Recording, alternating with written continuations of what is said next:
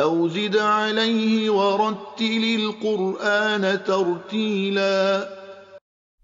بسم الله الرحمن الرحيم وصلى الله على سيدنا Muhammad وعلى آله وصحبه وسلم. So inshallah I'm going to talk about this root, the qaf, the dal and the mim. From this root we get what supposedly seems like two opposite meanings. We know that in Arabic that words derived from a similar root contain a related meaning. So we have the meaning of that which comes forth and that which is old. So if that's a timeline, what comes forth is present and future, and old is the past. So they're opposites. So let's explain this inshallah. From this root, we actually have three categories of verbs. Now for those who have studied morphology, they'll understand the different categories here. On this side we have the past tense verbs, and this side the present tense verbs. What changes is the ayn kalima. So here it's fatha, and here it's dhamma. Fathu dhammin. So here it's bab, nasara. Now this verb means to proceed or to be in front, and this is transitive.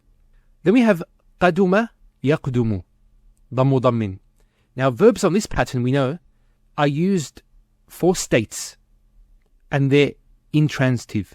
So this verb means to be old or ancient. And then finally we have kasru fathin, bab sami'a. This verb means to arrive at or to reach. Let's use these verbs in a sentence inshallah. So we have, for example, here, yaqdumu qawmahu, which means he preceded his people. So he went in front of them, whether physically or by rank. He was like the most virtuous of them, whatever it is, but he preceded his people. Next we have the intransitive verb being used. So there's only a fa'il, which is the dhamir mustatir. Here we have yaqdumu. He is becoming old or ancient. This verb is rarely used. What is used, however, is the sifa mushabbaha, qadim, which describes something that is old or ancient. Notice one other thing here. The present tense are the same in these two verb categories. So how do we distinguish? It's based on context, obviously. This takes an object. This does not take an object because it's intransitive. The last verb category is qadima yaqdamu. The example is yaqdamu al-Madina, which means he arrived at the city. Now, as I mentioned earlier, there's actually a question. We have this meaning here. Now, it's quite easy to see the relationship between this verb and this verb here. To proceed, to be in front, and to arrive, and to reach. But how does this meaning fit in to be old and ancient? Let's look at this in more detail. So here we have a foot, which in Arabic is called qadam. So qadamun, the indefiniteness, means a foot. And from it we get aqdam, feet. And 2 feet, qadaman. What's interesting about this is that the feet is that which takes one forward. So when you want to proceed, or to be in front, or to reach somewhere, you do this using your feet. So why is the word old derived from this same 3-layer root? Why do you have the word qadim? The reason why is this foot leaves footprints. So it leaves traces. That's how we reconcile between the two. When one presents something, he leaves something behind. So either one is traveling and he leaves his homeland. Now it's quite interesting in the Quran that words on this 3-layer root actually contain these meanings. Let's explain this with 2 ayat inshallah. We have, this is in the story of Ibrahim alayhi salam. So you can go to that section. But I want to highlight this section here, where it says, Antum wa aba'ukumul aqdamun. Now in some ayat, it mentions a different adjective. For example, al-awwalun, the first of your forefathers. Here it's saying the most ancient. It's pretty much saying the same thing. One could argue whether it's your first forefather or whether it's the most ancient forefather. It's talking about the same people.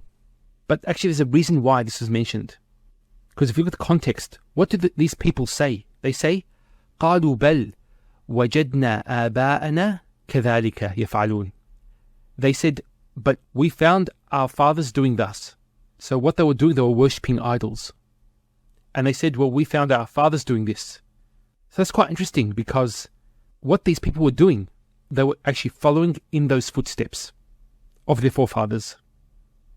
It's as if their Aba al-Aqdamun, were the first ones to take the step. And then the next generation. And the next generation, until it got to them. So you see how beautifully this word is used in the context. Now the final ayah I want to mention, ذَلِكَ بِمَا قَدَّمَتْ أَيْدِيكُمْ. That is for what your hands have put forth. So what your hands have brought. So there it has the meaning of bringing something in front of one.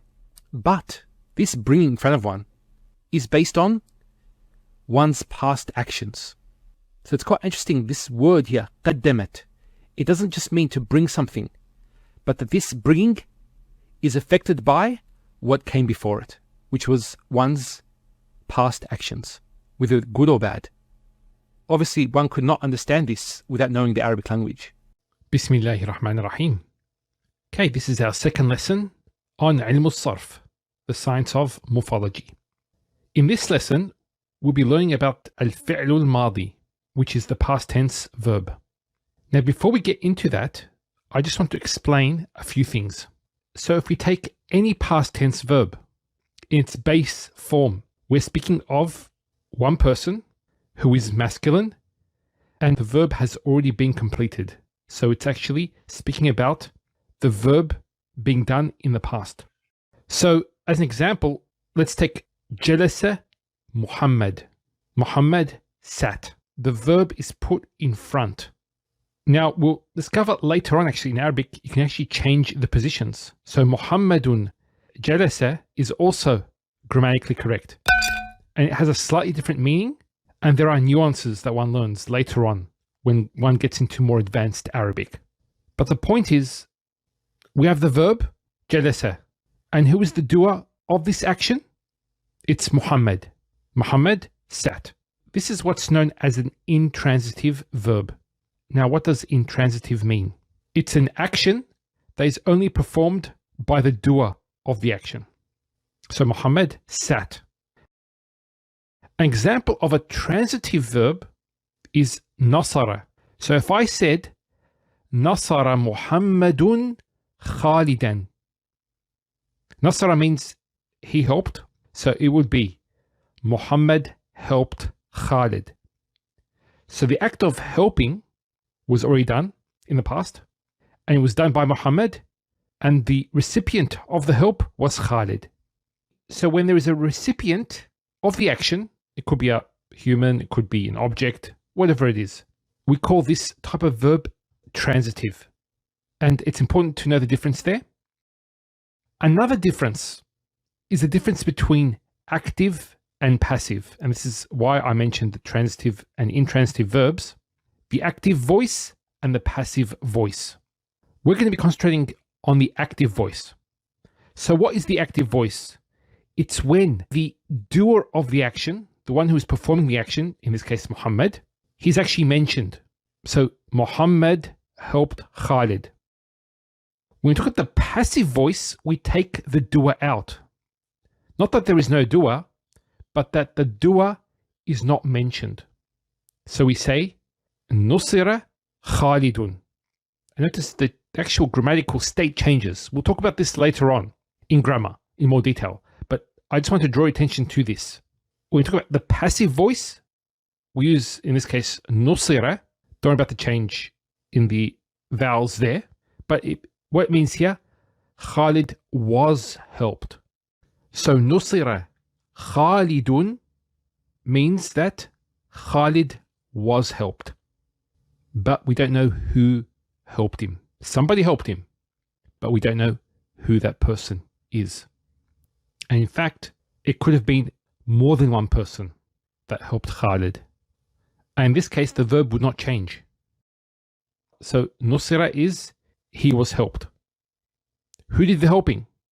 It's not mentioned. So we're not talking about the passive voice. We'll be speaking about the active voice. Okay, so that's a point there. So any active voice past tense verb will have the 3 base letters. All past tense verbs will actually be represented by the following. So each of these letters represent the 3 letters of any past tense verb. So the first radical, which we call the fa kalima, the fa of the word, is the first letter. The ain of the word, or ain kalima, is the second radical. And the lam kalima, the lam of the word, is the third radical. So that's just some terminology there. Now what you notice on the fa and the lam is a fatha. This is because the past tense verb will always have a fatha on the first letter and the third letter. And we talk about, as we said, the active voice.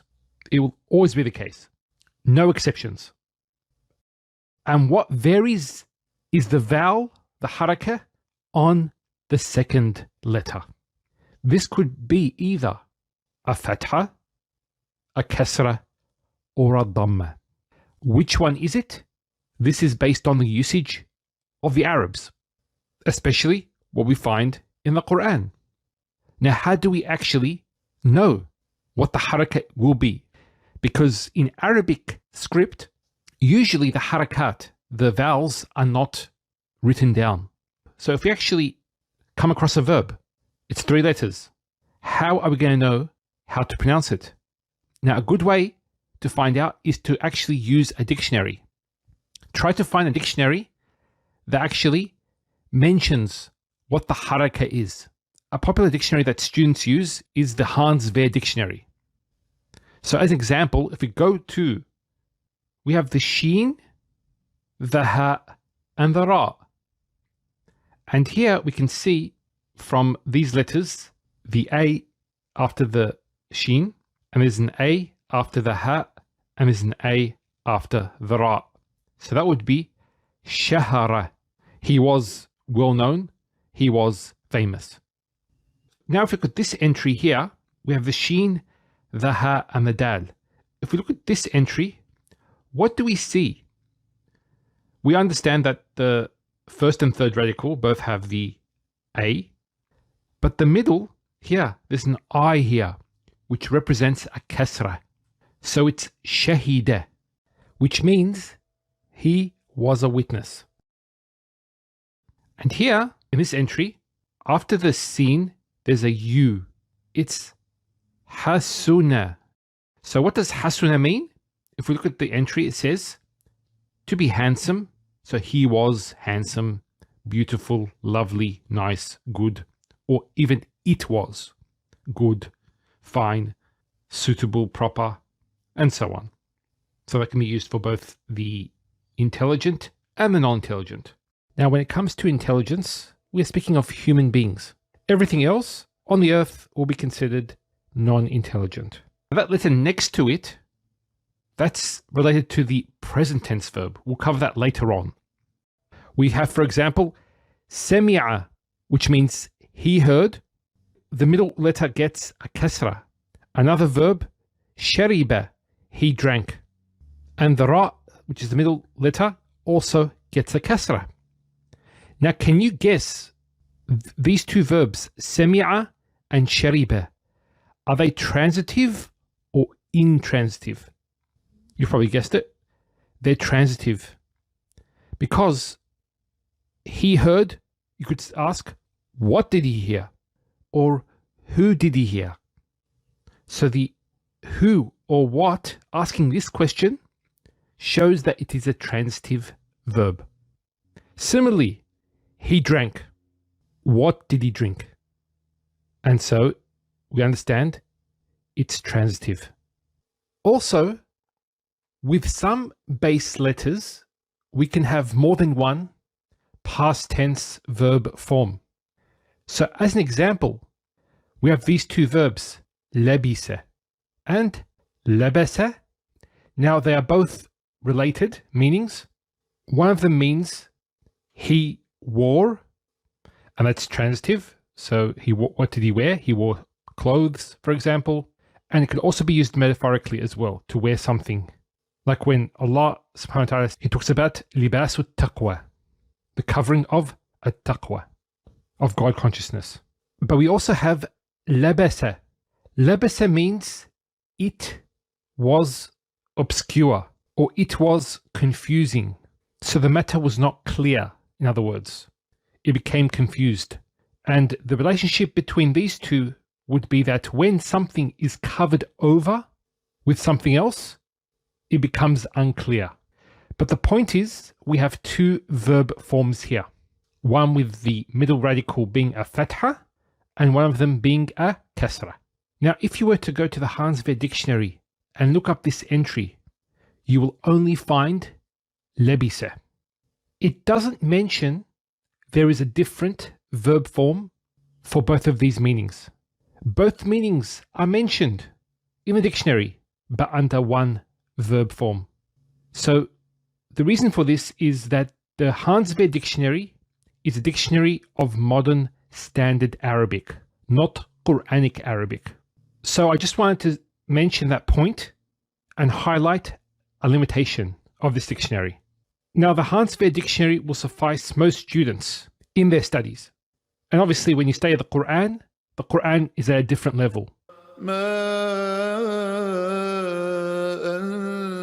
أنزلنا عليك القرآن لتشقى إلا تذكرة لمن يخشى تنزيلا ممن خلق الأرض والسماوات العلى.